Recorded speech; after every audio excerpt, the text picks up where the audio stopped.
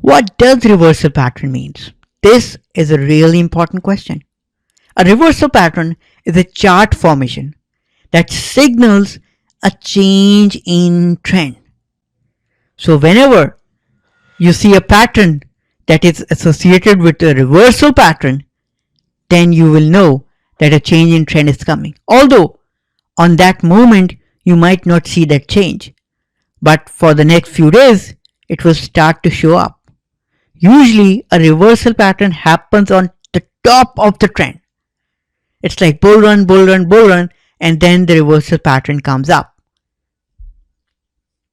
And usually a reversal pattern means that price action of stock or forex breaks out of a certain range and heads lower or higher. If it is rising, rising, rising, then it certainly breaks out and falls, falls, falls. That's what is a reversal pattern.